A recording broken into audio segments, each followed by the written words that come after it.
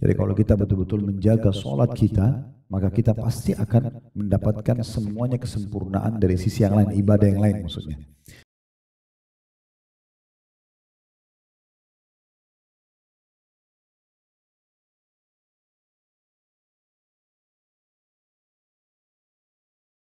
Assalamualaikum warahmatullahi wabarakatuh. Alhamdulillah, kita selalu saja memuji dan memuja Allah Subhanahu wa taala atas segala nikmat yang Allah limpahkan kepada kita, terutama nikmat Islam dan iman. Karena dengan Islam dan iman kita jadi mengenal siapa pencipta alam semesta ini, termasuk pencipta diri kita sendiri, dan apa tujuan kita ada di muka bumi ini. Baik, karena ada permintaan berhubungan dengan masalah bahasan rukun Islam yang kedua, yaitu sholat. Namun sebelum kita bahas ini, saya perlu sampaikan satu-satunya ibadah yang diperintahkan oleh Allah Subhanahu wa taala kepada Nabi Muhammad SAW, yang beliau harus berangkat ke langit menerimanya, hanya sholat. Kalau yang lain bakti sama orang tua, jihad, baca Quran, ya, jenguk orang sakit, semuanya, zakat, haji dan umroh, itu Jibril yang datang dari langit membawa wahyu tersebut kepada beliau. Khusus masalah sholat karena besarnya kedudukannya sampai harus ada kejadian Isra dan Mi'raj, kejadian yang sangat besar dalam Islam dikenal. Dan ada surah Allah namakan dalam Al-Quran, surah nomor 17, surah Isra, perjalanan malam. Jadi Nabi SAW jalan waktu itu luar biasa dari Mekah ke Palestina. Waktu itu perjalanan 1 bulan. Karena belum ada transportasi kayak kita sekarang, jadi mereka naik kuda, dan itu kuda tercepat. Baru bisa mencapai ke sana non-stop dipicu kudanya 1 bulan. Pergi 1 bulan pulang. Nabi Muhammad SAW melakukan dalam 1 malam, belum mi'raj ke langit. Dan saya sering sampaikan di pengajian Bapak Ibu sekalian tanpa menggurui, setiap muslim kalau ingin memperbaiki apapun mulai dari sholatnya. Sholat saja, dan fokus kepada 3 hal, yaitu tepat waktunya, kemudian tepat gerakannya, dan tepat bacaannya. Maka kita akan maksimal dan sempurna mendapatkan, ya, pahala daripada sholat tersebut. Selanjutnya perlu kita fahami Bapak Ibu sekalian adalah sholat itu komunikasi antara seorang hamba dengan Tuhannya. Jadi Bapak Ibu seperti lagi absen, ya. Kalau saya biasa bahasakan itu absensi kita, ya. Jadi kalau kita bayangkan ini, kalau kita kerja di satu perusahaan misalnya, contoh saja, kemudian tiap hari kita dipanggil oleh owner perusahaan tersebut 5 kali dalam sehari. Dan dalam 5 kali itu selalu ditanya, kamu perlu apa? Ada masalah apa? Saya pecahkan semuanya, saya akan berikan semua. Kira-kira seperti apa keadaan staf itu? Pasti dia akan sangat merasa senang sekali, karena 1 hari 5 kali dipanggil, 5 kali itu juga dipenuhi semua kebutuhannya. Ada kesalahannya diputihkan semua. Nah itu ibarat sholat, karena kita seperti absen kepada Allah. Dan Nabi SAW mengatakan dalam hadis Bukhari Muslim, antara sholat dengan sholat setelahnya pembersihan dosa di antara keduanya. Jadi memang ini pembersihan dosa kita dari subuh ke duhur, mungkin ada kesalahan-kesalahan kita lakukan. Di duhur dibersihkan lagi. Duhur ke asar lagi ada aktivitas, mungkin ada kesalahan juga dimaafkan lagi di asarnya. Begitu juga ke maghrib, begitu juga ke isya, begitu juga ke subuh lagi. Jadi dia memang ini adalah penentu daripada semua aktivitas kita. Dan ini pemenuhan kebutuhan luar biasa. Dan dijadikan antara azan dan iqamah waktu mustajab. Diterima semuanya. Bapak Ibu tinggal bahasakan saja. Mulai alhamdulillah wassalatu wassalamu ala rasulullah, minta apa saja, Allah SWT akan berikan. Itu waktu mustajab. Kata Nabi SAW, doa antara azan dan iqamah salat wajib tidak akan ditolak. Dan dalam berdoa Bapak Ibu sekalian, kita memohon agar Allah Subhanahu wa taala mempertahankan nikmat itu jauh lebih afdal dibandingkan kita minta solusi dari permasalahan kita. Jadi tidak ada alasan untuk tidak berdoa. Misalnya kita lagi sehat, kita lagi melimpah harta, kita lagi segala macam lah lagi ada. Ini justru puncaknya harus berdoa. Karena berdoa di saat itu justru paling afdal. Ya, karena kita memohon agar dipertahankan kesehatan, agar dipertahankan kebahagiaan, agar dipertahankan harta. Ini justru puncaknya doa. Itu lebih afdal dibandingkan nanti ada masalah sakit baru minta kesembuhan. Lagi bangkrut, lagi minta supaya dilepaskan dari terlilit utang misalnya. Itu ini lebih afdal yang awalnya. Ini sering kami bahasakan kepada jemaah haji, jemaah umrah yang pergi bersama kami. Bapak Ibu sekalian, jangan merasa karena lagi melimpah nikmat lalu tidak butuh doa. Tidak, justru kita butuh doa. Dan kata Nabi SAW, kenali Tuhanmu di saat kamu lagi lapang, maka dia akan kenali kamu di saat kamu lagi sulit. Jadi sebenarnya kata kunci diterimanya doa pada saat kita lagi sulit, justru di saat kita sehat kita harus lebih banyak berdoa kepada Allah Subhanahu wa taala. Dan doa itu semuanya berkumpul dalam masalah sholat. Ya, di sholat itu semuanya doa, dari doa iftitah sampai doa terakhir salam, gitu kan. Semuanya berisikan doa-doa. Jadi ini absensi. Jangan pernah terbebani dengan sholat tersebut, ya, karena sholat ini sebenarnya kebaikan buat kita. Karena Allah akan penuhi kebutuhan kita, kita akan mendapatkan keselamatan di akhirat, dan segala macam hal terbuka kebaikannya dengan menjaga sholat tersebut. Ini poin tentang masalah sholat. Nah, kalau ibadah-ibadah dalam Islam, ini poin selanjutnya Bapak Ibu sekalian. Kalau Bapak Ibu ingin rajin mengerjakan sebuah ibadah, apa saja, maka coba cari tahu janji Allah di ibadah itu. Bahasa agama kita fadilah, keutamaan. Garis bawahi, tidak ada satupun ibadah dalam Islam kecuali punya keutamaan. Jadi Bapak Ibu punya hak dalam Islam bertanya begini, saya kalau sholat dapat apa? Saya kalau puasa dapat apa? Saya kalau haji dapat apa? Saya kalau sedekah dapat apa? Bakti orang tua dapat apa? Saya kalau jujur dapat apa? Memang ada, namanya fadilah. Ya. Jadi ada, tidak ada satupun ibadah yang tidak ada janjinya. Dan kita tinggal ibadah mengejar itu. Nah, termasuk sholat, ya. Sholat ini punya keutamaan-keutamaan. Nah, ini perlu Bapak Ibu fahami baik-baik supaya kita selalu bisa konsisten untuk menjaganya, karena kita tahu ada sesuatu yang kita dapatkan di situ. Nah, di antaranya adalah tadi hadis yang sudah saya sebutkan, awal amal dihisab hari kiamat adalah sholat. Kalau dia baik, dia lolos dalam timbangan, maka akan membantu yang lain. Kalau dia buruk, maka akan mengganggu yang lain. Berarti memang kita harus menjaga dia. Sebab kalau kita jaga dia, amal yang lain bisa terbantukan. Hal yang kedua adalah kita sudah tahu hadis Nabi SAW juga, mungkin kalau pernah dengar, ya. Al-ahdu alladhi baina wa baina tarkum shalah faman taraka faqad kafar. Perbedaan dasar antara kita dengan orang-orang non-muslim adalah sholat. Sampai meninggalkannya dia telah kufur. Jadi memang tidak boleh orang sengaja meninggalkan. Satu sisi kita dapat keutamaan, sisi lain kalau kita tinggalkan malah berdosa. Jadi kita tidak boleh meninggalkannya. Belum lagi hadis Nabi SAW, sholat itu akan membersihkan semua kesalahan kita. Kata Nabi SAW dalam banyak riwayat, bagaimana kalau di depan rumah seseorang di antara kalian ada sungai mengalir dengan sangat deras. Dia mandi sehari 5 kali. Apakah masih ada tersisa kotoran di badannya? Maka para sahabat mengatakan, tentu tidak ada ya Rasulullah. Mandi di sungai yang airnya deras sehari 5 kali, gak akan ada kotoran di badan. Kata Nabi SAW, begitulah perumpamaan sholat 5 waktu. Dia akan membersihkan semua kesalahan-kesalahan yang dilakukan oleh seorang hamba. Cuma mungkin Bapak Ibu perlu garis bawah, ya, ada kesalahan atau ada dosa yang berhubungan dengan Allah, ada yang berhubungan dengan makhluk. Kalau berhubungan dengan Allah, itu akan dimaafkan oleh Allah Subhanahu wa Ta'ala. Orang berbuat dosa apa saja yang berhubungan dengan haknya Allah. Tapi kalau berhubungan dengan makhluk, manusia, itu berbeda. Selain tobat kepada Allah, Bapak Ibu harus juga minta maaf dan minta keridhaan pemilik hak. Kayak misalnya kita pernah menggunjing, ya, memfitnah, mencaci maki, kemudian apalagi sampai memukul fisik atau mengambil benda. Ini selain tobat kepada Allah, juga harus meminta keridhaannya. Jadi tidak cukup dengan sholat saja. Kalau hubungannya dengan manusia, harus juga kita kembalikan haknya dia atau kita minta keridhaannya. Nah, ini jadi keutamanya cukup banyak, ya. Kalau sholat itu banyak sekali keutamanya. Dan Nabi SAW pada saat ditanya, amal apa yang paling Allah cintai, yang paling afdal? Kata Nabi SAW, sholat di awal waktunya. Selalu sholat, tadinya ke sholat. Dan dikatakan juga dalam riwayat sahih, Nabi SAW kalau sedang menghadapi masalah apapun, beliau segera menuju ke sholat. Segera menuju ke sholat. Ya. Sama manusia Bapak Ibu sekalian, kita boleh konsultasi. Tapi kita bukan curhat dengan manusia. Curhat itu hanya kepada Allah. Konsultasi kalau sakit sama dokter. Ada masalah agama sama ustadz atau ustazah. Jadi sama ahlinya.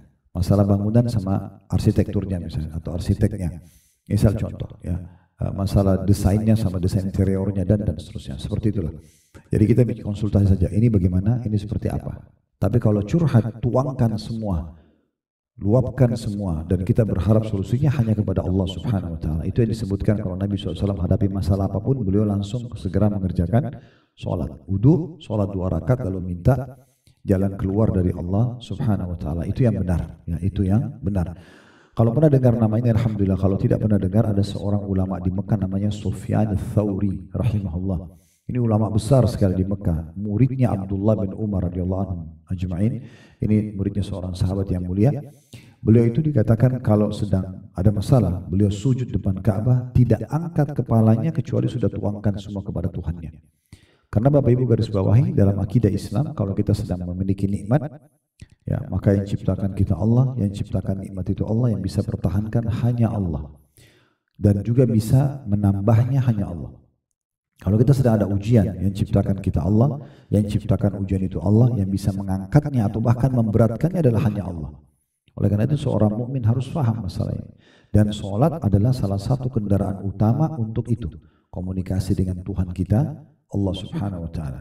Coba dengarkan hadis ini. Kata Nabi SAW, kalau seorang hamba dalam sholat, dalam hadis sahih, dia membaca Al-Fatihah, Alhamdulillahi Rabbil Alamin, artinya segala puji dan puja bagi Allah Tuhan alam semesta.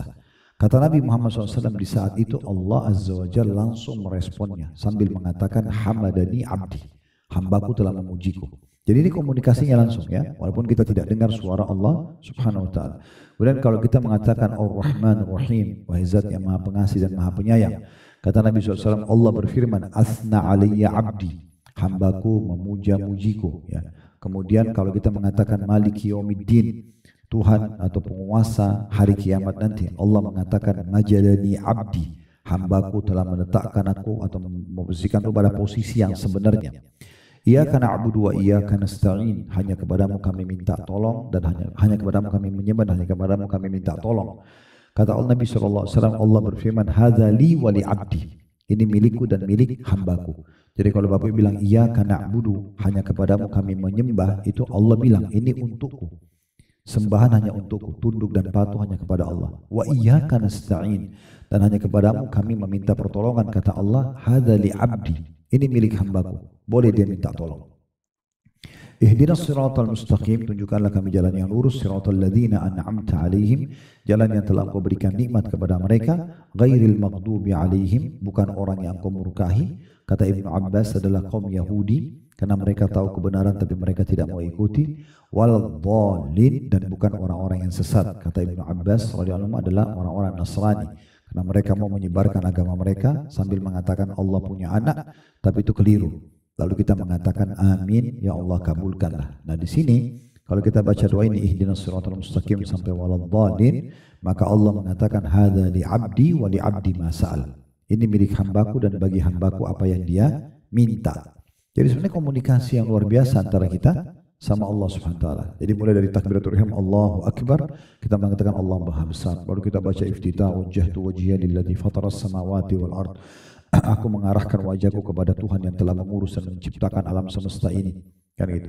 Atau mungkin ada baca yang lain, Allahumma ba'id baini wa baina khataayaya, ya Allah jauhkanlah antara aku dengan dosa-dosaku kama ba'adta bainal masyriq wal maghrib, sebagaimana kau jauhkan timur dan barat. Atau Anda baca doa-doa yang lain, karena doa iftitah itu ada sekitar 6 atau 7 macam. Kita baca Al-Fatihah tadi, kemudian kita baca surah. Habis itu kita ruku, Allahu Akbar, Allah Maha Besar. Yang kita ucapkan Subhana Rabbiyal Azim, Maha suci Tuhanku yang Maha Agung. Kita ulangi sampai 3 kali. Subhana Rabbiyal Azim, Subhana Rabbiyal Azim. Dan kalau Bapak Ibu mau lebih sempurna, nanti pelan-pelan kalau sudah sering dibaca ini, bisa divariasikan. Ada 7 macam doa dalam ruku. Ada Subhana Rabbil Azim, Maha suci Tuhanku yang Maha Agung. Ada Subhanallah, Subhana Rabbil Azim, wa bihamdi. Ada tambah wa bihamdi. Maha suci Tuhanku yang Maha Agung dan puji-pujian untuknya.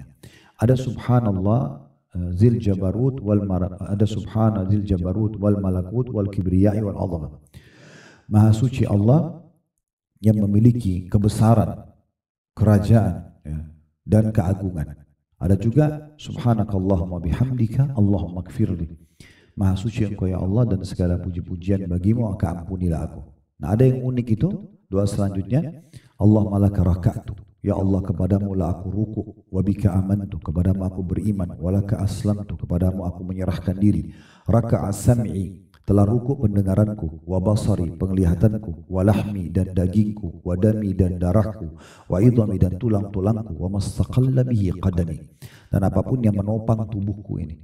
Ini komunikasi yang luar biasa. Kalau kita renungi maknanya, itu kita bisa renungi ya bagaimana luar biasanya. Mudah-mudahan di buku yang Bapak Ibu pegang insyaallah sudah ada beberapa jenis doa-doa itu ya. Sekarang saya masih coba pandukan dulu kebesaran sholat itu seperti apa sih, supaya Bapak Ibu itu bukan cuma gerakan, jadi faham ini apa sebenarnya sholat itu. Kemudian i'tidal, sami Allahu liman hamidah, artinya Allah telah mendengar siapapun yang memujinya. Sami Allah, Allah telah mendengar. Liman bagi siapa, hamidah yang memujinya. Makanya kita bilang Rabbana walakal hamd. Wahai Tuhan kami, segala puji bagimu. Kan gitu. Kemudian juga kita sujud lagi. Kita baca Subhana Rabbiyal A'la, Maha suci Engkau, Maha suci Allah yang Maha tinggi, ya. Kemudian ada juga yang lain, Subhana Rabbiyal A'la wa bihamdi, Maha suci Allah yang Maha tinggi dan puji-pujian untuknya. Ada sama tadi dengan doa ruku, Subhana Dzil Jabarut wal Malakut wal Kibriyai wal Azama, Maha suci Allah yang memiliki kebesaran, ya, kerajaan, keagungan. Kemudian ada Subhanakallah wa bihamdika Allahumma gfirli, ya Allah segala puji bagimu, ampunilah aku, ya. Kemudian ada Allahumma laka sajadtu, ya Allah kepadamu lah saya sujud, wa bika amantu, kepadamu saya beriman, wa laka aslamtu, kepadamu lah saya menyerahkan diri, sajada wajhi lilladzi khalaqahu wa sawwarah, telah sujud wajahku kepada zat yang telah membentuknya, ya, dan merupanya. Jadi yang membuat alis seperti ini, mata seperti ini, hidung seperti ini, itu Allah Subhanahu wa taala. Kita puji Allah di saat sujud. Kita mengatakan betul-betul Allah yang setelah menyempurnakan wajah dan ciptaan rupahku ini, fatabarakallahu rabbul alamin, maha berkah Allah Tuhan alam semesta. Nah, ini di antara doa sujud. Kemudian kita duduk lagi di antara doa sujud. Kita baca Rabbi ghfirli warhamni wajburni. Ya Allah maafkan aku, kasihani aku, penuhi kebutuhanku. Wa'fu anni, maafkan aku, waghfirli, maafkanlah atau ampunilah kesalahanku. Ini semua komunikasi yang luar biasa dengan Allah. Yang paling pendek kalau Bapak Ibu membaca di antara dua sujud, Rabbi ghfirli, Rabbi ghfirli. Ya Allah maafkan aku, ya Allah maafkan aku. Itu yang paling pendek. Kalau misalnya pun kita tergesa-gesa sholat, kalau di antara dua sujud kita cukup baca Rabbi ghfirli, Rabbi ghfirli. Kalau tadi dua ruku, dua sujud bisa dibaca, kalau mau lama masing-masing dibaca 3 kali. Kalau mau dipilih salah satunya boleh, ya dibaca 3 kali. Sunnahnya kalau betul-betul darurat bisa baca sekali saja. Ya, jadi boleh orang Subhana Rabbil Azim ruku, kemudian dia bangun Sami'allahu liman hamidah, gitu kan. Tapi kalau mau lebih sempurna dibaca 3 kali. Bahkan Nabi SAW pernah membaca sampai 10 dan 11 kali. Kemudian selanjutnya kita sujud lagi yang kedua, lalu kita bangun, lalu kita ulangi sama semuanya. Setelah itu kita tahiyat. Itu juga sama, mengangkat jari menunjuk sambil mengatakan at-tahiyatu lillah wassalawatu wattayyibat, ya, kata sambutan yang terbaik, ya, yang mulia, yang sempurna untuk Allah Tuhan alam semesta. At-tahiyatu wassalawatu wattayyibat, assalamu alayka ayuhan nabi wa rahmatullahi wa barakatuh. Semoga keselamatan tercurahkan untuk wahai Nabi dan semoga rahmat Allah, sampai akhirnya terakhir innaka hamidum majid. Lalu ada sekitar 23 macam doa.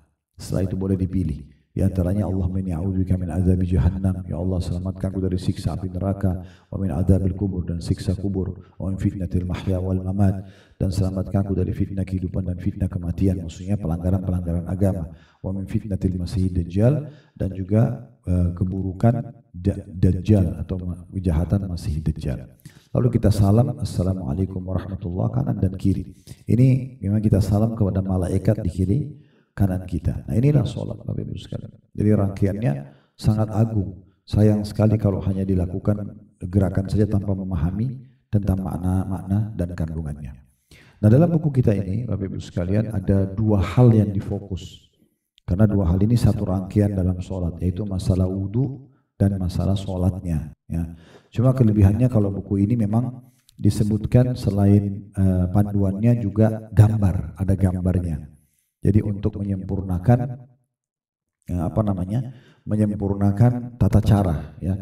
Karena cukup banyak kami adakan pelatihan-pelatihan tentang masalah sholat, ternyata banyak sekali di antara muslimin dan muslimat yang masih keliru. Padahal ini sayang sekali, ya, sayang sekali kalau mereka salah. Bisa dilihat di halaman 3, kalau kita mulai dari sifat wudunya Nabi, ya, wudu ini termasuk aktivitas yang sangat dianjurkan, ya, baik Bapak Ibu mau sholat atau tidak mau sholat. Baik mau sholat atau tidak mau sholat, semuanya dianjurkan berwudu. Seperti wudu kalau mau tidur, ya. Kemudian wudu juga pada saat setiap batal, ya, wudu dalam kondisi kita emosi, semua itu ada anjurannya, ya. Tapi kalau wudu itu sunnahnya intinya kita niat dalam hati karena Allah dan baca basmalah, selalu mulai dengan bismillah.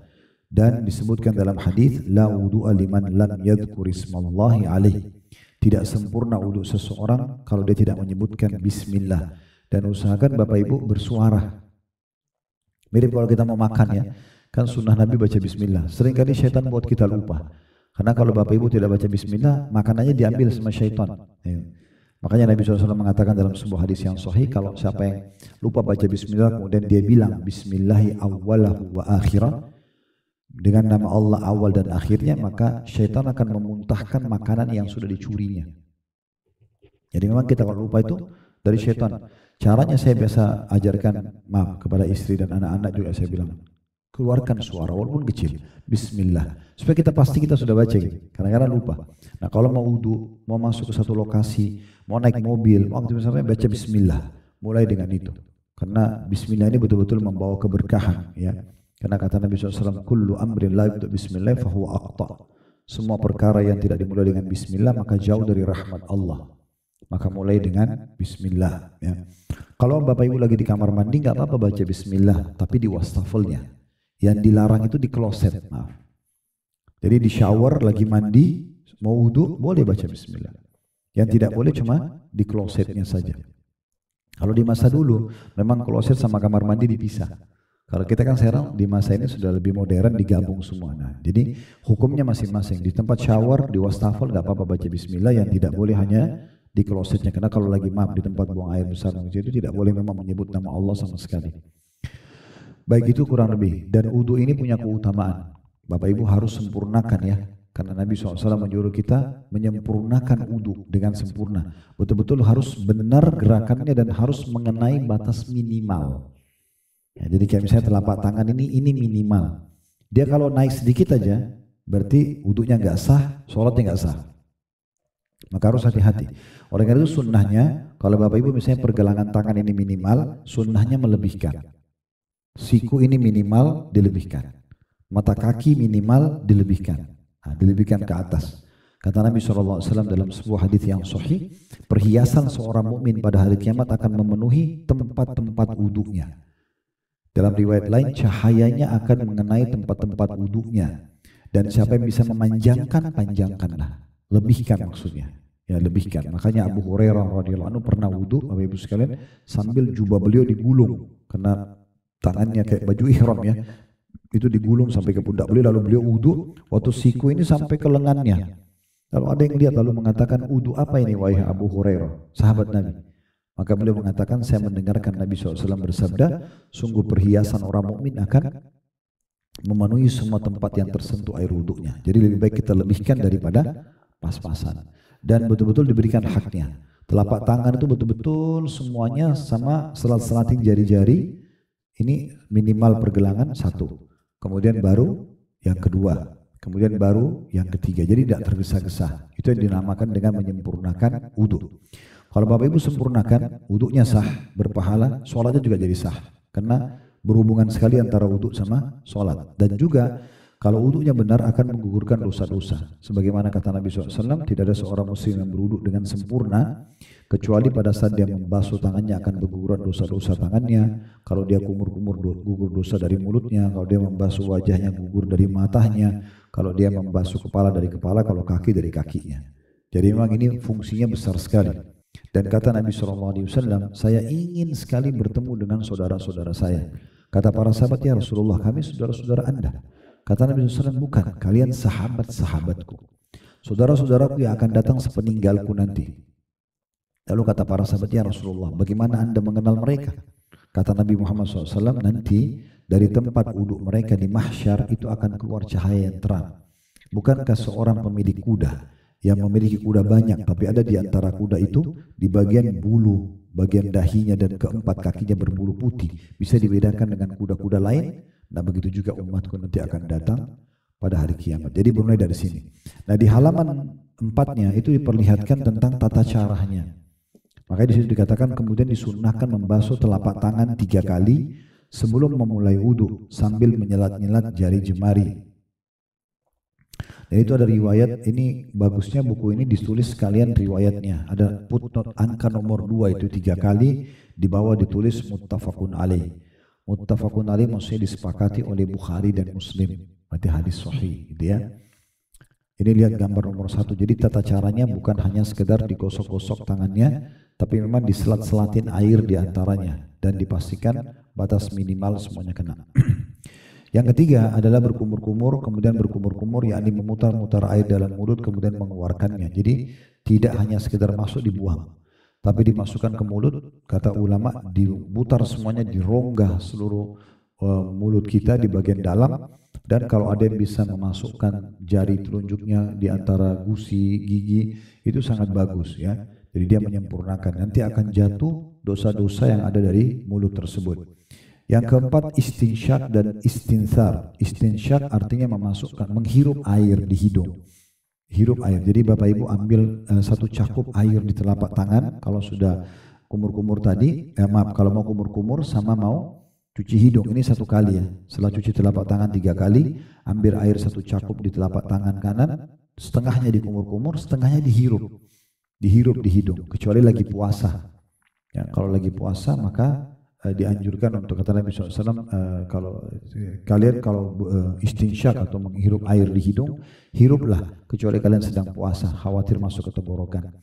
Nah setelah itu istinsar. Istinsar itu Bapak Ibu sekalian mengeluarkan dengan tangan kiri dari hidungnya.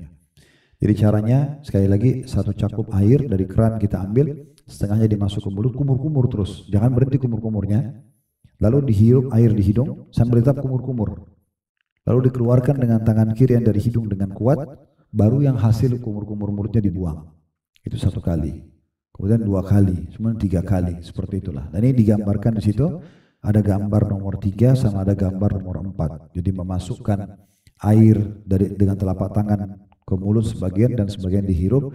Kemudian gambar nomor 4 itu istinsarnya, maksudnya dikeluarkan dengan tangan kiri. Selanjutnya, jadi kalau Bapak Ibu mau lihat di halaman 6 itu ada hadisnya ya. Bersengatanlah ya, atau semangatlah, lakukan dengan kuat dalam istinsyak, menghirup air di hidung jika engkau sedang puasa. Sebagian ulama ada mengatakan ini terapi flu ya. Jadi kalau lagi flu, hidungnya lagi buntu, coba istinsyak, masukkan air dengan kuat, hirup lalu dibuang dengan kuat. Itu subhanallah cepat sekali ya, memperbaiki hidung yang buntu. Yang kelima, membasuh wajah, dan itu dikasih titik-titik di situ supaya jelas wajahnya yang mana. Dari tumbuhnya rambut di atas sampai ke dagu, dan dari kuping kanan ke kuping kiri. Ini harus semuanya terkena ya. Kemudian selanjutnya kalau di gambar nomor 7 itu 5 sama 6 wajah. Gambar nomor 7 ini khusus bagi orang yang punya jenggot ya, mungkin dia menyelat-nyelatkan air di jenggotnya, itu termasuk sunnah Nabi alaihi salatu wassalam. Kemudian yang keenam itu membasuh tangan sampai siku. Jadi bisa 2 cara. Cara yang pertama gambar nomor 8. Jadi Bapak Ibu ambil keran air dari telapak tangan depan ke siku. Ditarik ke bawah, dipastikan sikunya kesentuh, kemudian baru diputar ke atas. Ya. Atau dari atas, kerannya dibiarin jalan ngalir ke bawah, baru ditarik lagi ke bawah. Jadi dari bawah ke atas. Ya. Jadi sekali lagi bisa dari sini kita tarik, tapi pastikan ini siku kena, ini siku bagian soalnya. Kalau ini sedikit tidak kena bisa nggak sah wudunya, nggak sah sholatnya. Kemudian baru diputar ke atas. Ini 1, terus 2, kemudian baru 3. Atau sebaliknya, kalau mau dari sini bisa air kerannya jalan, ditarik dari sini ke depan, terus diputar, tetap diputar ke bawah. 1, 2, dan 3. Itu digambarkan di poin nomor 8 dan poin nomor 9. Kemudian poin nomor 7, di gambar nomor 10, 11 dan 12, masalah mengusap kepala dan kedua telinga. Jadi caranya Bapak Ibu ambil air di telapak tangan, kemudian disentuhkan di awal kepala, ditarik ke belakang sampai ke tengkuk kita di leher. Kemudian ditarik lagi ke depan. Setelah itu jari telunjuk masuk ke dalam kuping dan ibu jari mutar di belakang. Ini sekali saja. Semua anggota tubuh 3 kali kecuali kepala. Bagi perempuan yang rambutnya panjang, ditarik dari depan ke belakang, pas sampai di leher ditepuk-tepuk saja ke atas sampai ke depan, baru kemudian jari telunjuk masuk ke dalam kuping, yang ibu jarinya mutar kayak lagi mijet kupingnya. Nah ini sekali saja. Jadi sebenarnya dengan ini berarti daerah tengkuk atau leher sudah kena ya. Itulah gambar 10, 11 dan 12. Kemudian selanjutnya gambar 13 itu menggambarkan tentang masalah bagaimana kuping. Tadi ya saya bilang diputar kupingnya atau diputar ibu jari di belakang kuping. Kemudian gambar 14 dan gambar 15 ini bagaimana membasuh kaki. Jadi minimalnya telapak kaki ya, dan dianjurkan lebihkan dari mata kaki itu. Dan itu ada gambar 14 membasuh telapak kaki, yang 15 selat-selatin jari. Ini bahkan kalau seingat saya Imam Malik rahimahullah, beliau mewajibkan itu, Bapak Ibu sekalian. Jadi kalau lagi wudu, jari tangan masuk ke jari-jari kaki. Dikhawatirkan nanti ada selatan lipatan-lipatan yang tidak kena air. Itu bisa tidak sah wudunya. Nah ini gambaran tentang masalah tata caranya. Di halaman 11 ada di poin 9, itu tentang masalah membaca doa. Jadi setelah wudu, kita baca doa ini. Asyhadu an la ilaha illallah wahdahu la syarikalah wa asyhadu anna Muhammadan abduhu wa rasuluh. Allahumma ja'alni minat tawwabin wa ja'alni minal mutatahhirin. Artinya aku bersaksi bahwa saya tidak Tuhan yang berhak disembah kecuali Allah, dan tidak ada sekutu baginya, dan aku bersaksi bahwa saya Muhammad adalah hamba juga utusannya. Lalu ya Allah, jadikanlah aku termasuk orang-orang yang taubat, dan jadikan pula aku termasuk orang-orang yang membersihkan diri atau bersuci. Jadi Bapak Ibu baca 2 kalimat syahadat, asyhadu an la ilaha illallah wahdahu la syarikalah, asyhadu anna Muhammadan abduhu wa rasuluh, lalu tambah Allahumma ja'alni minat tawwabin, ya Allah jadikanlah aku orang yang selalu bertaubat, wa ja'alni minal mutatahhirin, jadikan aku orang yang selalu bersuci, gitu. Kemudian poin nomor 10-nya, wudu dikerjakan secara tertib dari mulai telapak tangan tadi, kumur-kumur, hidung, wajah, tangan sampai siku, kepala, baru kaki. Kemudian ada sunnah-sunnah wudu. Yang pertama bersiwak atau sikat gigi. Ya ini unik ya dalam Islam. Mungkin kalau Bapak Ibu saya tanya berapa kali sikat gigi sehari, mungkin yang paling bersih mungkin 3 sampai 4 kali sehari ya. Dalam Islam itu berulang-ulang kita disuruh sikat gigi, bisa belasan bahkan puluhan kali. Karena Nabi SAW mengatakan dalam hadis ada di halaman 13 itu ya, seandainya aku tidak khawatir memberatkan umatku, niscaya aku perintahkan mereka bersiwak atau menyikat gigi setiap kali mau wudu. Jadi kalau sholat 5 waktu saja, kita mau wudhu 5 kali bersiwak. Ya. Belum sholat sunnah, gitu ya. Belum sholat malam, belum sholat duha, belum sholat wudhu dan seterusnya. Maka memang ini anjuran untuk membersihkan gigi bagian daripada syariat Allah Subhanahu Wa Taala. Bahkan akhir yang Nabi SAW lakukan sebagai sunnah beliau sebelum wafat adalah menggunakan siwak. Menggunakan siwak, dan setiap kali beliau masuk ketemu keluarganya pasti beliau menggunakan siwak terlebih dahulu. Dan beliau juga mengatakan dalam hadis yang lain, aku diperintahkan untuk bersiwak atau gosok gigi sampai aku mengira gigiku akan ompong, ya karena seringnya disuruh bersihkan itu. Kemudian juga sunnah adalah disunnahkan kepada muslim untuk membasuh kedua telapak tangan 3 kali, ya. Kemudian juga itu diantaranya kalau bangun tidur, ya kalau bangun tidur Bapak Ibu sebelum pegang apa-apa cuci tangan dulu 3 kali. Itu ada hadisnya di halaman 14. Apabila salah seorang dari kalian bangun dari tidur, maka jangan dia mencelupkan tangannya ke bejana hingga ia terlebih dahulu mencuci keduanya 3 kali, karena ia tidak tahu di mana tangannya menginap tadi malam atau habis pegang apa semalaman, gitu ya.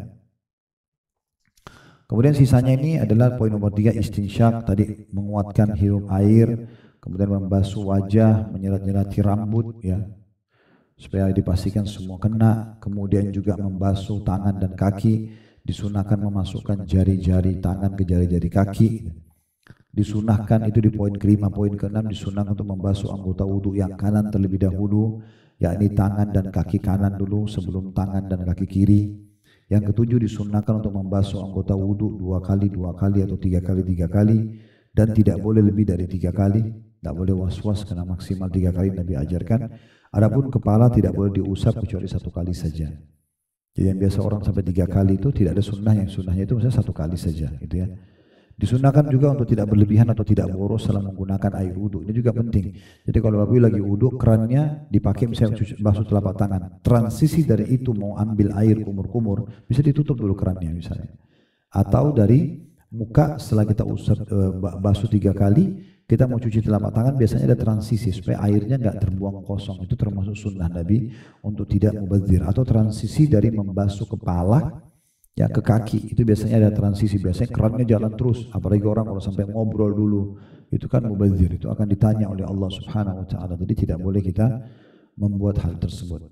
Kemudian selanjutnya ada hal-hal yang membatalkan wudhu sebagai informasi di halaman 16 ya.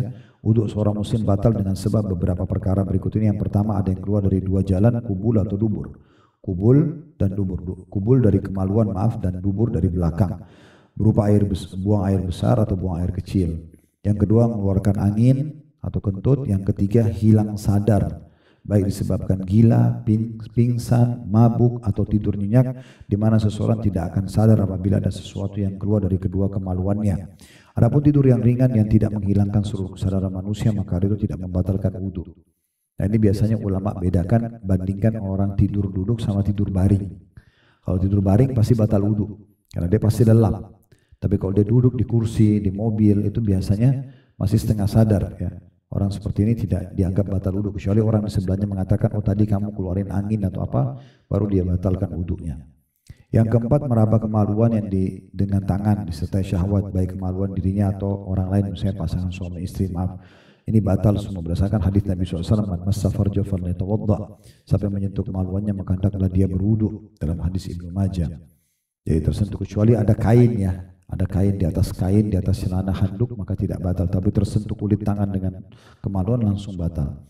Yang kelima, ini khusus makan daging ini saja, daging hewan unta.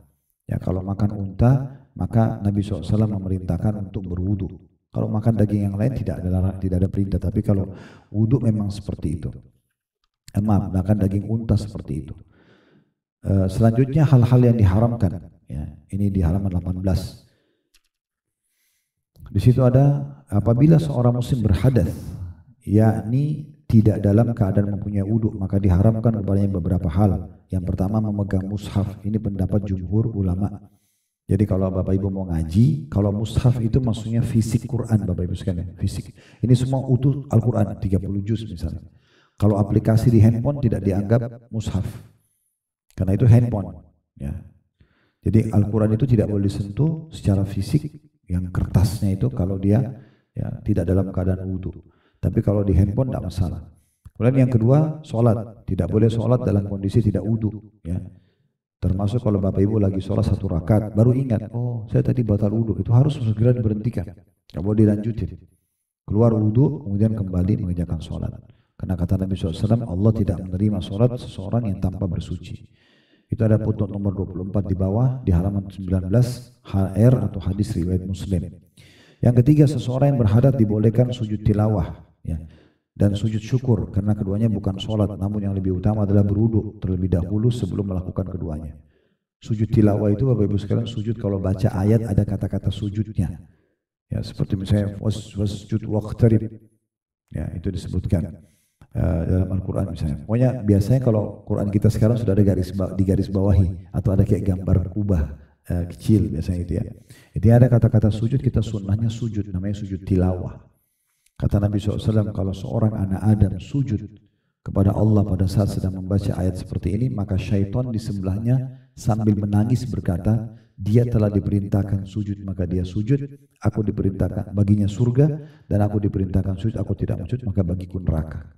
Maka kita di sini berbeda sama syaitan, kita sunnahnya sujud. Kalau sujud, tapi sujud tilawah tidak harus dalam kondisi wudu. Misalnya Bapak Ibu lagi putar tilawah di TV di rumah, lewatlah ayat tentang sujud, kita mau sunnahnya sujud, kita sujud. Yang penting tertutup aurat, biar tidak wudhu boleh. Sama sujud syukur. Setiap terima berita baik, kita boleh sunnahnya sujud syukur. Nabi Muhammad SAW itu kalau disampaikan berita baik apapun, beliau langsung hadap kiblat, langsung sujud saja. Ya, tanpa ada takbir, tanpa apa, tinggal sujud saja sebagai niat syukur kepada Allah. Dalam sujud kita bilang alhamdulillah, bersyukur kepada Allah. Yang keempat, ini tidak boleh tawaf. Ini juga khusus di Ka'bah tanpa wudu. Ya, jadi orang kalau batal wudu harus dia wudu lagi baru kembali mengerjakan tawaf. Karena kata Nabi SAW, at-tawafu bil baiti shalah. Tawaf di Baitullah itu termasuk salat. Hadis nomor 25 di bawah, riwayat Tirmidzi. Ya. Juga Rasulullah SAW berwudu sebelum tawaf. Nah, dengan ini kita sudah selesaikan bab wudu ya, satu bab. Tapi sudah ada peringatan penting. Sebelum wudu, seorang muslim tidak disyaratkan untuk membasuh kemaluan terlebih dahulu, karena membasuh kemaluan itu baik kemaluan maupun dubur hanya diperintahkan setelah buang air besar atau buang air kecil. Adapun ketika hendak wudu maka tidak termasuk dalam perintah tersebut. Wallahu a'lam. Jadi maksudnya tidak perlu cebok dulu baru wudu. Padahal sebenarnya kita tidak buang air kecil, tidak buang air besar ya. Seperti itulah. Nah, ini berhubungan dengan masalah wudunya sendiri. Nah, setelahnya ini adalah masuk ke masalah sholat. Ya. Di halaman 25, di situ sholat yang pertama bersuci. Nah, ini tadi masalah wudu. Kemudian yang kedua ada sutra. Nah, sutra ini penting diperhatikan. Sutra itu maksudnya adalah pembatas. Jadi antara bapak ibu dengan tempat sujudnya. Kayak misalnya saya mau sujud di sini. Nah, di sini di depan ini saya taruh sesuatu. Namanya sutra. Tembok kah, tas kah, kotak apalah gitu ya. Pot, bunga. Pokoknya jangan biarkan kosong depan kita. Ya, makanya biasa kalau ada di masjid ada orang yang kalau paham ini dia cari tiang. Dia sholat di sebelah tiang. Kalau sholat sendiri ya, kalau sholat berjamaah yang jadi sutrahnya imamnya. Makanya biasa di masjid itu imam ada mihrabnya kan. Nah itu sutrahnya maksudnya. Itu dianjurkan punya sutra. Kemudian juga yang ketiga perlu diperhatikan kalau sholat berjamaah meluruskan saf. Meluruskan saf ya. Jadi safnya diluruskan. Dan ini anjurannya untuk mempertemukan tumit sama tumit. Jadi orang sebelah sama sebelah bertemu tumitnya sama tumitnya sehingga betisnya juga sejajar. Jadi rapat, tidak membiarkan celah di antaranya. Karena celah di antara kaki ini biasanya membuat syaitan masuk menggoda sholat. Makanya Nabi SAW kalau mau imami sholat beliau mengatakan, ya rapatkanlah saf-saf sholat kalian dan jangan biarkan syaitan masuk di antara sholat. Yang keempat berdiri dan niat dalam hati. Nah berdiri dengan tegak, ruas tulang belakang ditegakkan. Kemudian mata kita menuju ke tempat sujud dan bola matanya dibuka, kelopak matanya dibuka. Jangan ditutup, ya itu sunnahnya begitu. Dan kata Nabi SAW, Allah terus memandang wajah seorang hamba selama tidak menoleh kiri kanan atau menutup matanya gitu ya. Kemudian setelah itu yang poin selanjutnya takbiratul ihram, itu digambar nomor 2 dan nomor 3. Caranya ada 2, takbiratul ihram jari-jari semua dirapatin Bapak Ibu sekalian. Cuman ada yang ujung jari sejajar dengan pundak, ada yang ujung jari sejajar dengan kuping. Jadi bisa begini atau bisa naik sedikit. Cuma jari-jarinya rapat, jangan direnggangin. Itu makanya dilihatin gambar situ dia sebenarnya rapat jari-jarinya. Gambar yang lebih tepat seharusnya dia agak maju sedikit ya, seperti ini. Sambil mata kita dibuka tempat sujud kemudian atau naik sedikit. Sambil kita mengatakan Allahu Akbar yang sudah ma'ruf tentunya yang masyhur. Kemudian di halaman 28 di gambar 4 sama gambar 5 ini cara meletakkannya di dada. Jadi bisa mempertemukan punggung dalam kanan dengan punggung luar kiri seperti ini. Atau mempertemukan antara pergelangan kanan dengan pergelangan kiri seperti ini. Lalu diletakkan di awal dada. Ini termasuk sunnah Nabi SAW. Itu ada di gambar 4 dan gambar 5. Nah, jadi ini yang lebih tepat ya. Kalau ada orang meletakkan di bawah pusarnya, ada orang taruh di samping lambungnya, ini belum pernah disebutkan dalam riwayat. Dan Bapak Ibu bisa lihat sendiri perbandingannya ya.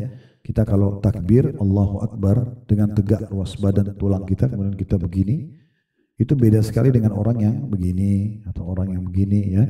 Itu berbeda sekali memang karena tata caranya sesuai dengan sunnah Nabi SAW. Setelahnya ada poin doa iftitah, ini mungkin nanti dengan beragam macamnya ya. Nanti ini bisa dipelajari pelan-pelan ya. Kalau mau ditambah bacaan-bacaan iftitahnya itu dari halaman 29 sampai halaman 32. Setelah itu yang selanjutnya baca isti'adzah. A'udzubillahi minasyaitonirrajim.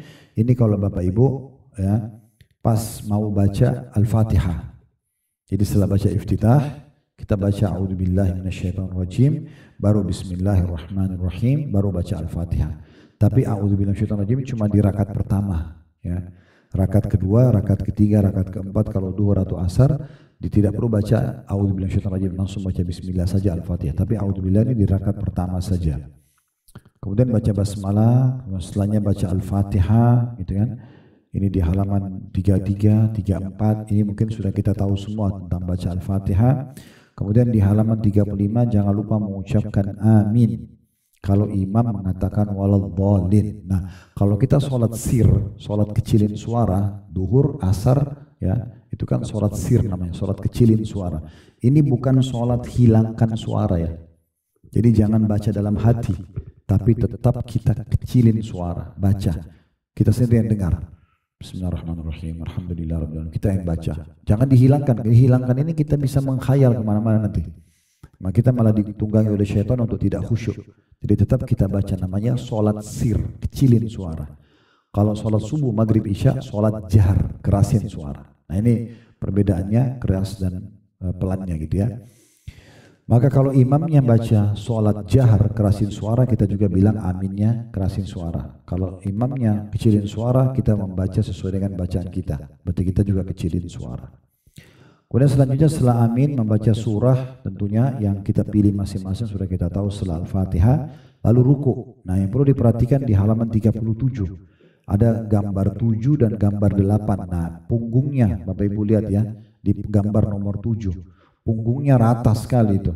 Karena memang dikatakan dalam riwayat Nabi SAW kalau ruku dan diletakkan bejana air di punggungnya itu tidak tumpah. Nanti insya Allah sebelum kita sholat asar sebentar lagi nanti saya akan coba praktikin ya. Supaya bisa lebih jelas gitu.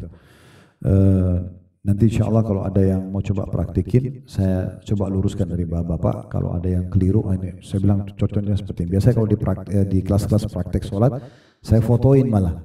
Ini sebelumnya, ini sesudahnya. Nah ini kadang-kadang kita agak turun, kadang-kadang kita naik sekali gitu kan.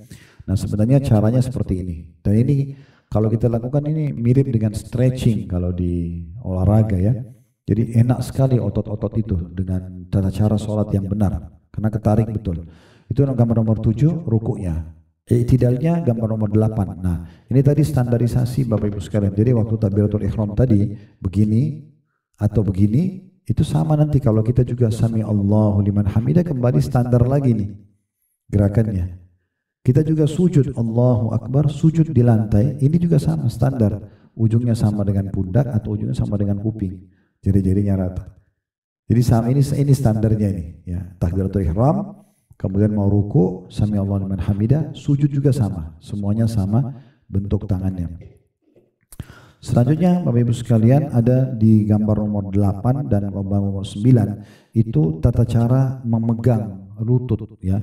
Sebenarnya di gambar ini kalau menurut saya masih perlu diluruskan karena memang ada buku yang insya Allah kami terbitkan, dia sebenarnya lebih tepatnya digenggam. Bapak Ibu genggam lututnya. Jadi punggungnya rata, lututnya digenggam. Ya itu lebih tepat ya. Kemudian selanjutnya ada di halaman 40 itu bangun dari ruku, i'tidal. Sami Allahu liman hamidah. Nah ini tadi saya bilang kembali ke gerakan standar takbiratul ihram tadi kan. Sami Allahu liman hamidah sejajar dengan pundak atau sami Allahu hamidah sejajar dengan kuping. Lalu ada bacaan-bacanya di sini, bacaan-bacanya tidak kita bacakan dulu sekarang karena ini Bapak Ibu sudah pegang bukunya, tinggal dilihat. Kira-kira mana yang belum dihafal bisa dihafal nanti ya. Kita lebih fokus ke tata caranya sekarang.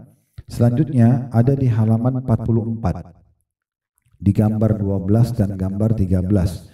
Itu cara orang kalau i'tidal. Sami Allahu liman hamidah. Ada dua cara. Bapak Ibu bisa turunkan tangan ke samping. Seperti biasa orang buat sami Allahu liman hamidah tangannya ke samping. Bisa juga sami Allahu liman hamidah kembali ke dada. Dua-duanya benar. Makanya di gambar 12 itu dia sami Allah liman hamidah tangannya kembali ke dada. Kalau yang gambar 13-nya sami Allah liman hamidah tangannya ke samping. Ini kenapa Bapak Ibu sekalian ada dua cara begini? Karena disebutkan dalam riwayat Nabi SAW itu kalau bangun dari sujudnya ya, maka tubuh beliau atau anggota tubuh beliau kembali seperti semula. Nah, seperti semula ini apakah sebelum takbiratul ihram atau sudah takbiratul ihram? Kalau sudah sebelum takbiratul ihram tangannya ke samping. Setelah takbiratul ihram tangannya ke dada. Makanya dua-duanya dibenarkan. Selanjutnya di halaman 45 gambar 15 dan gambar 14 dan 15 itu tata cara sujud, turun sujud. Bisa dua cara. Bisa di gambar 14 itu kalau lutut dulu baru tangan. Kalau gambar 15 tangan dulu baru lutut. Dua-duanya dibolehkan kalau kita mau turun sujud. Gambar 16 dan gambar 17 tata cara sujud ini tolong diperhatikan baik-baik. Nabi SAW mengatakan aku diperintahkan sujud dengan 7 anggota badan. Dahi dan hidung 1, 2 telapak tangan, 2 lutut dan 2 kaki. Nah, dan caranya bisa diperhatikan secara detail ya. Di gambar 16 perhatikan di situ ada dahi dan hidungnya nempel di tanah. Kemudian telapak tangannya rapat. Ya kan? Rapat dan sama tadi dia sejajar sama kuping atau sejajar dengan pundak. Kemudian perhatikan siku sama tulang rusuk jarak, tidak rapat. Ya, dikasih renggang, jadi ini nanti ada sirkulasi udara. Kemudian diperhatikan juga siku sama lutut jauh. Jadi tidak didempet, karena Nabi SAW melarang orang sujud seperti anjing duduk. Jadi sikunya ke tanah atau sikunya kesentuh ke pahanya gitu ya. Makanya di gambar 16 itu jauh semua jaraknya. Kemudian yang gambar 17-nya perlu diperhatikan, lihat telapak kakinya. Dua-dua telapak kaki dipertemukan dan diusahakan ditekuk jari-jarinya. Jadi jarinya juga ikut sujud. Ya, itu di gambar 17. Perhatikan dikasih tanda panah di situ. Karena memang perlu diperhatikan caranya jari-jarinya ditekuk semua dan dipertemukan sekali lagi telapak kaki itu. Nah, di gambar di halaman 48 ada gambar 18, ini cara sujud yang salah. Ya, bisa dilihat di situ ya. Jadi sikunya kesentuh tanah, sikunya kesentuh paha gitu kan, terlalu dekat antara lambung sama pahanya. Ini semua membuat orang tidak betah kalau sujud karena tidak sesuai dengan sunnah Nabi SAW. Baik, kita tutup dengan ini Bapak Ibu sekalian. Selain insya Allah kita sholat dulu. Itu duduk di antara dua sujud ya. Ini bisa diperhatikan, namanya duduk iftirash. Jadi antara sujud satu sama sujud kedua ada gambar 19 ya. Di situ kita lihat telapak kaki kiri didudukin, telapak kaki kanan berdiri. Ya, itu namanya duduk iftirash. Ini dilakukan di antara dua sujud dan juga di tahiyat pertama. Ya. Kalau gambar 20 ini gambar tampak dari depan. Ya, tampak dari depan. Di gambar 21 ini salah satu cara duduk yang dibolehkan, namanya duduk ik'a. Jadi dua telapak kaki berdiri, kita duduk di atasnya. Ini juga dibolehkan, tetapi yang lebih sesuai dengan sunnah yang gambar nomor 19 tadi. Telapak kaki kiri kita dudukin. Tentu di antaranya itu semua ada doa-doa yang dianjurkan baca ya. Ini tidak kita bacakan sekarang. Kemudian ada gambar 23 dan gambar 24 itu di halaman 53. Cara Bapak Ibu berdiri dari rakaat 1 ke rakaat 2. Caranya adalah bisa kita menopang. Di gambar 22 kita menopang telapak tangan kita ke paha, lalu didorong ke atas. Kemudian cara yang kedua adalah kita mengepal telapak kedua kepalan tangan, ditekan di depan lalu didorong tubuh kita ke atas. Nanti insya Allah sebentar sebelum sholat, mungkin 2-3 menit saya akan praktikin insya Allah. Kemudian yang terakhir Bapak Ibu sekalian di halaman 55 itu cara tahiyat di gambar 24 dan gambar 25. Jadi caranya ibu jari kita dipertemukan sama jari tengah, dibuat lingkaran begini, baru diletakkan di atas paha. Ya, jadi bukan digenggam ya, tapi ini cuma dipertemukan antara jari ibu jari sama jari tengah, dibuat lingkaran begini, kemudian jari telunjuknya naik. Itu di gambar 24. Gambar 25 cara duduknya. Nah, tentu di sini Bapak Ibu sekalian ada doa-doanya ya. Doa tahiyat ini nanti dibaca aja ya, bukunya sudah ada alhamdulillah. Ini tinggal dibaca nanti. Ada gambar 26, 27 dan 28. Nah, itu bisa dilihat cara telunjuknya. Jadi yang benar jari ibu jari kita sama jari tengah ini di ujung paha. Ya, jadi kalau ini adalah paha, maka dia di sini ditaruhnya. Jangan di depan sekali, jangan juga terlalu di belakang ya. Jadi pas di ujung begini. Kemudian itu ada gambar 28, mata kita kalau tahiyat ke telunjuk kita. Mata kita ditelunjuk. Ini semua ada dalilnya ya. Semua ini ada, setiap poin itu ada disebutkan footnote-nya dan dalil-dalil semuanya, gitu ya. Dalil-dalil semuanya. Nah, kemudian ada kita pindah ke gambar ke 29 dan gambar 30 itu di halaman 60 Bapak Ibu sekalian. Di halaman 60 itu tata cara duduk yang kedua, namanya tawarruk. Ya, tawarruk itu berarti bokong kita yang duduk di tanah. Nah, itu biasa kita pakai di tahiyat terakhir ya. Jadi ini tata cara duduknya tawarruk, dan ini saya yakin tidak asing lagi buat kita ya. Kemudian di situ ada doa-doa yang kita dianjurkan baca sebelum salam. Kemudian terakhir di gambar 31 dan 32 itu di halaman 64.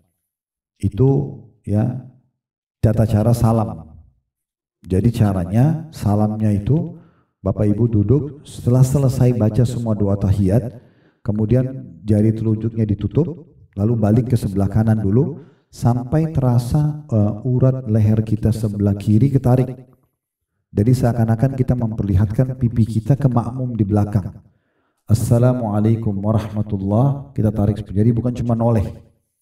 Jadi Nabi SAW itu dikatakan kalau salam itu sampai putih pipi beliau terlihat oleh makmum di belakang.